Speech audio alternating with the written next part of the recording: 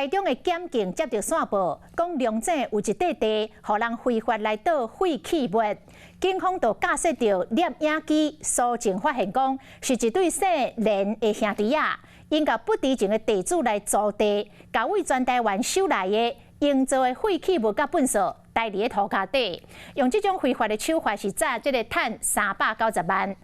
检警去挖遐废土的时阵，其中有6栋2的这个乌土是臭毛毛，有够臭，臭甲现场的人拢鼻甲头戆戆。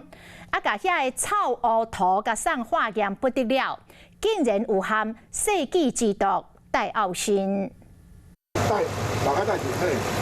环境挂测验甲手套，挖紧破去的塑胶袋啊，都闻到一个臭味。臭甲一个月都也未讲了，就赶紧进开头壳戆。因为带伫涂骹用塑胶袋啊包起来的乌土有6栋2，而且内底也有世纪之毒戴奥辛。报车专队派怪手雷乌出着大量的乌土，乌落时佫喷出着大量的乌烟。才有第二新的毒乌土，全部拢是这对姓连的兄弟啊非法带的。检警设摄影机搜证，将因请怪手司机带废弃物的过程拢翕落来。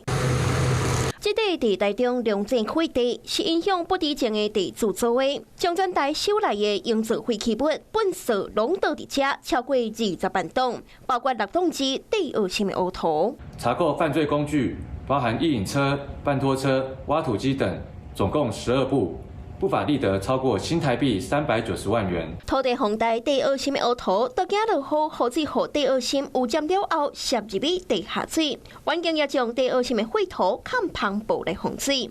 涉案姓连的兄弟啊，也有姓廖的女会计违反着废弃物清理法，互法院裁定羁押。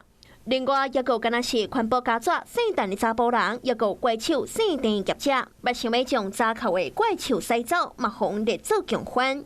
那这对兄弟啊，感觉伫其他所在租土地来带废土，检警爱个继续追查。Hello， 大家好，我是林文。想要抢先掌握最及时的新闻资讯吗？赶快订阅、按赞、开启小铃铛，锁定华视新闻的 YouTube 频道。